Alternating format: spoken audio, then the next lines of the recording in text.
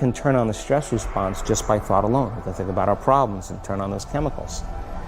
That means then our thoughts could make us sick. So if it's possible that our thoughts could make us sick, is it possible then our thoughts could make us well? And the answer is absolutely yes. What is the habit of you? Well, a habit is a redundant set of automatic, unconscious thoughts, behaviors, and emotions that's acquired through repetition. A habit is when you've done something so many times that your body now knows how to do it better than your mind. So if you think about it, people wake up in the morning, they begin to think about their problems. Those problems are circuits of memories in the brain. Each one of those memories are connected to people and things at certain times and places. And if the brain is a record of the past, the moment they start their day, they're already thinking in the past. Each one of those memories has an emotion. Emotions are the end product of past experiences. So the moment they recall those memories of their problems, they all of a sudden feel unhappy, they feel sad, they feel pain. Now, how you think and how you feel creates your state of being. So the person's entire state of being when they start their day is in the past. So what does that mean? The familiar past will sooner or later be predictable future. So if you believe that your thoughts have something to do with your destiny, and you can't think greater than how you feel, or feelings have become the means of thinking, by very definition of emotions, you're thinking in the past. And for the most part, you're going to keep creating the same life. So then people grab their cell phone, they check their WhatsApp, they check their text, they check their emails, they check Facebook, they take a picture of their feet, they post it on Facebook, they tweet something, they do Instagram, they check the news, and now they feel really connected to everything that's known in their life. And then they go through a series of routine behaviors. They get out of bed on the same side, they go to the toilet, they get a cup of coffee, they take a shower, they get dressed, they drive to work the same way, they do the same things, they see the same people, they push the same emotional buttons, and that becomes the routine, and it becomes like a program. So now they've lost their free will to a program, and there's no unseen hand doing it to them. So when it comes time to change, the redundancy of that cycle becomes a subconscious program. So now 95% of who we are by the time we're 35 years old is a memorized set of behaviors, emotional reactions, unconscious habits, hardwired attitudes, beliefs, and perceptions that function like a computer program. So then a person can say with their 5% of their conscious mind, I want to be healthy, I want to be happy, I want to be free. But the body's on a whole different program. So then how do you begin to make those changes? Well, you have to get beyond the analytical mind, because what separates the conscious mind from the subconscious mind is the analytical mind. And that's where meditation comes in, because you can teach people through practice how to change their brainwaves, slow them down. And when they do that properly, they do enter the operating system where they can begin to make some really important changes. So most people then wait for crisis or trauma or disease or diagnosis. They wait for loss, some tragedy to make up their mind to change. And my message is, why wait? And you can learn and change in a state of pain and suffering, or you can learn and change in a state of joy and inspiration. And I think right now, the cool thing is that people are waking up. The stronger the emotional reaction you have to some experience in your life, the higher the emotional quotient, the more you pay attention to the cause. And the moment the brain puts all of its attention on the cause, it takes a snapshot, and that's called a memory. So long-term memories are created from very highly emotional experiences. So what happens then is that people think neurologically within the circuitry of that experience, and they feel chemically within the boundaries of those emotions. And so when you have an emotional reaction to someone or something, most people think that they can't control their emotional reaction. Well, it turns out if you allow that emotional reaction, it's called a refractory period, to last for hours or days, that's called a mood. I say to someone, hey, what's up? You say, I'm in a mood. Well, why are you in a mood? Well, I had this thing happen to me 5 days ago, and I'm having one long emotional reaction. If you keep that same emotional reaction going on for weeks or months, that's called temperament. Why is he so bitter? I don't know, let's ask him. Why is he so bitter? Why are you bitter? Well, I had this thing happen to me 9 months ago. And if you keep that same emotional reaction going on for years on end, that's called a personality trait. And so learning how to shorten your refractory period of emotional reactions is really where the work starts. So then people, when they have an event, what they do is they keep recalling the event because the emotions of stress hormones, the survival emotions, are saying pay attention to what happened because you want to be prepared if it happens again.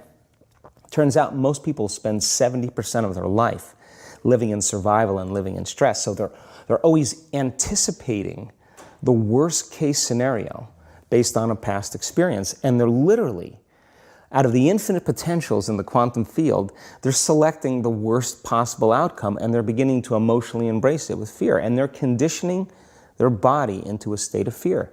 Do that enough times, body has a panic attack without you. You can't even predict it because it's programmed subconsciously. So then you say to the person, why are you this way? And they'll say, I am this way because of this event that happened to me 15 or 20 years ago.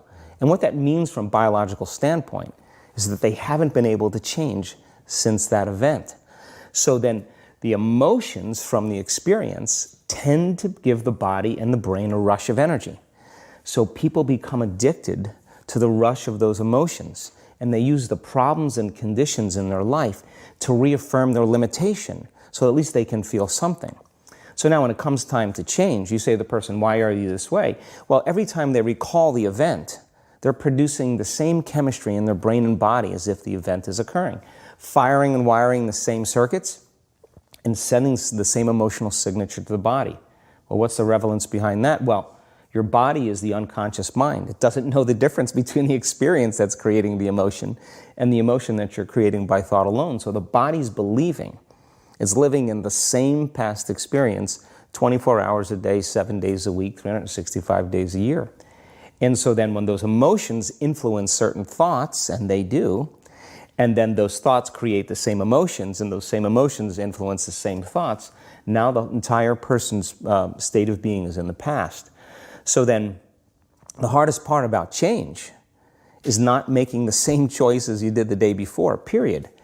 And the moment you decide to make a different choice, get ready because it's going to feel uncomfortable. It's going to feel unfamiliar.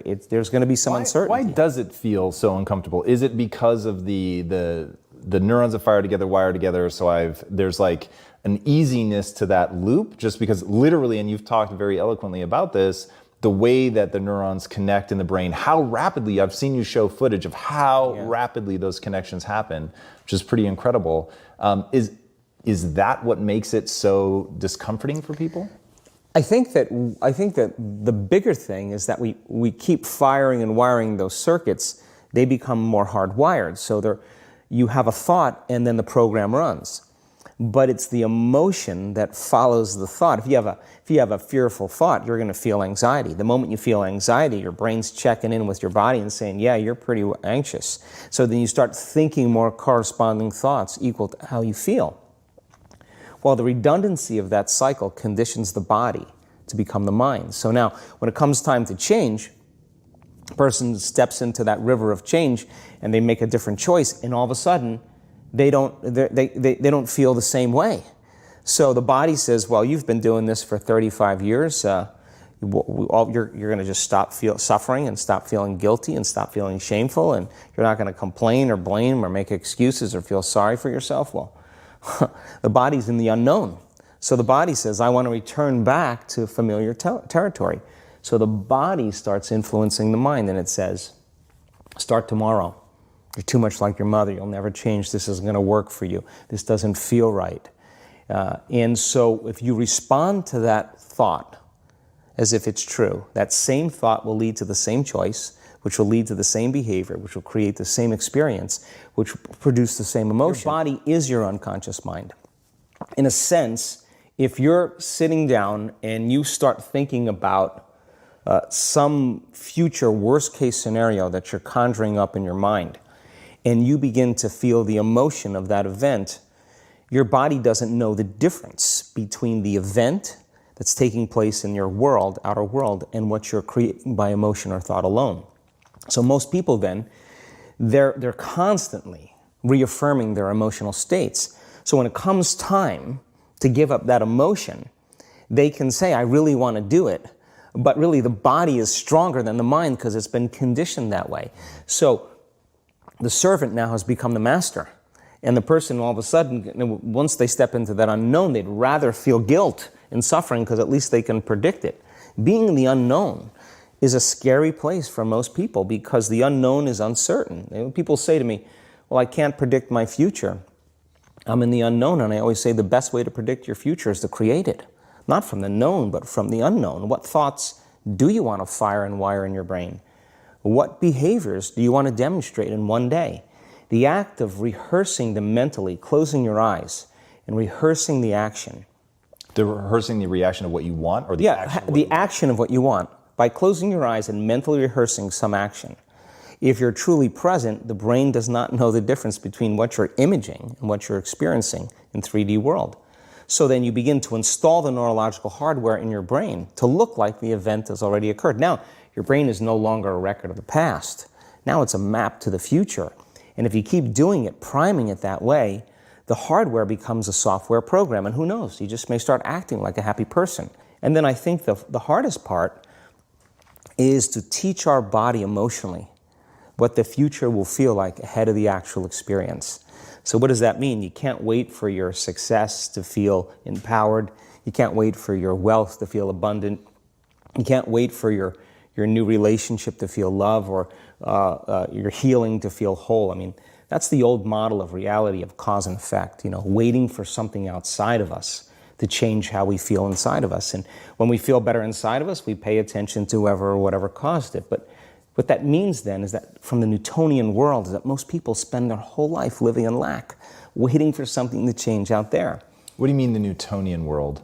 The Newtonian world is all about the predictable. It's all about predicting a future.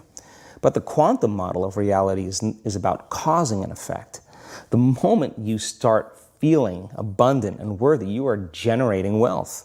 The moment you're empowered and feel it, you're beginning to step towards your success.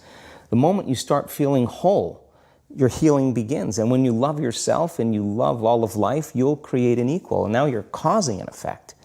And I think that's the difference between living as a victim in your world, saying, I am this way because of this person or that thing or this experience. They made me think and feel this way. When you switch that around, you become a creator of your world. And you start saying, my thinking and my feeling is changing an outcome in my life. And now, that's a whole different game, and we start believing more that we're creators of reality.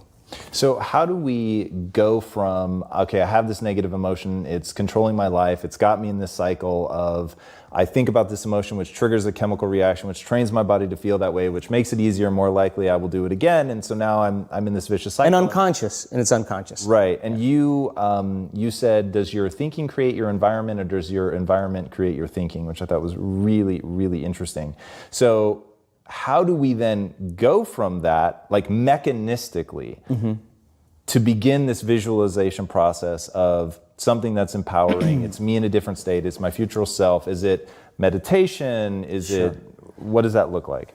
If you're not being defined by a vision of the future, then you're left with the old memories of the past, and you will be predictable in your life.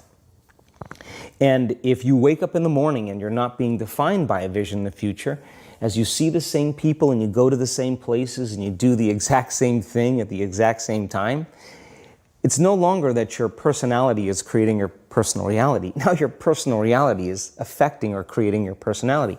Your environment is really controlling how you think and feel unconsciously, because every person, everything, every place, every experience has a neurological network in your brain. Every experience that you have with every person produces an emotion. So some people will use their boss to reaffirm their addiction to judgment. They'll use their enemy to reaffirm their addiction to hatred.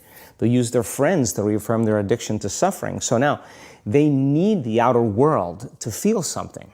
So to change then is to be greater than your environment, to be greater than the conditions in your world. And the environment is that seductive. So then why is meditation the tool? Well, let's sit down, let's close our eyes. Let's disconnect from your outer environment. So if you're seeing less things, there's less stimulation going to your brain. If you're playing soft music or you have earplugs in, less sensory information coming to your brain, so you're disconnecting from your environment. If you can sit your body down and tell it to stay like an animal, Stay right here. I'm going to feed you when we're done. You can get up and check your emails. You can do all your texts. But right now, you're going to sit there and obey me. So then, when you do that properly, and you're not eating anything or smelling anything or tasting anything, you're not up experiencing and feeling anything, you would have to agree with me that you're being defined by a thought, right? So when the body wants to go back to its emotional past, and you become aware that your attention is on that emotion, and where you place your attention is where you place your energy, you're siphoning your energy out of the present moment into the past, and you become aware of that. And you settle your body back down in the present moment, because it's saying, well, it's 8 o'clock. You normally get upset because you're in traffic around this time. And here you are sitting, and we're used to feeling anger, and you're off schedule. Oh, it's 11 o'clock, and you usually check your emails and judge everybody. Well, the body's looking for that predictable chemical state. Every time you become aware that you're doing that, and your body is craving those emotions, and you settle it back down into the present moment, you're telling the body, it's no longer the mind, that you're the mind. And now your will is getting greater than the program. And if you keep doing this over and over again, over and over again, over and over again, just like training a stallion or a dog, it's just going to say, I'm going to sit. And the moment that happens, when the body's no longer the mind, when it finally surrenders, there's a liberation of energy. We go from particle to wave, from matter to energy, and we free ourselves from the chains of those emotions that keep us in the familiar path. When they have a thought, they just think that that's the truth. And I think one of my greatest realizations in my own journey was, just because you have a thought doesn't necessarily mean it's true. So if you think 60 to 70,000 thoughts in one day, and we do, and 90% of those thoughts are the same thoughts as the day before, and you believe that your thoughts have something to do with your destiny, your life's not going to change very much, because the same thought leads to the same choice leads to the same behavior creates the same experience, and the same experience produces the same emotion. And so then the act of becoming conscious of this process to begin to become more aware of how you think, how you act, and how you feel, it's called metacognition. And so then why is that important? Because the more conscious you become of those unconscious states of mind and body, the less likely you're going to go unconscious during the day. And that thought is not going to slip by your awareness unchecked, because it means to know thyself. The word meditation means to become familiar with. So as you become familiar with the thoughts, the behaviors, and the emotions of the old self, you're retiring that old self. As you fire and wire new thoughts and condition the body into a new emotional state, if you do that enough times, it'll begin to become familiar to you. So it's so important, just like a garden. If you're planting a garden, you got to get rid of the weeds. You got to take the plants from the past year and you got to pull them out. The rocks that sift to the top that are like our emotional blocks, they have to be removed. The soil has to be tenderized and broken down. We have to make room to plant a new garden. So primarily, we learn the most about ourselves and others when we're uncomfortable. Because the moment you move into that uncomfortable state, normally a program jumps in. When that program jumps in, it's because the person doesn't want to be in the present moment and engage it consciously.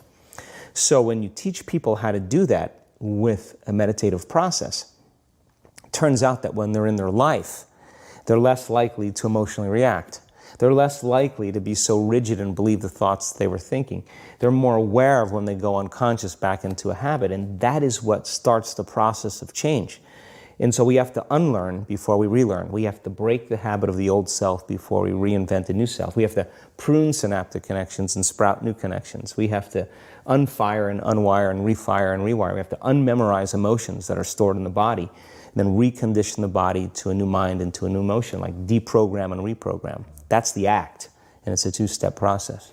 Yeah. As I said, 70% of the time, people live in stress, and living in stress is living in survival. Now, all organisms in nature can tolerate short-term stress. You know, a deer gets chased by a pack of coyotes. When it outruns the coyotes, it goes back to grazing and the event is over.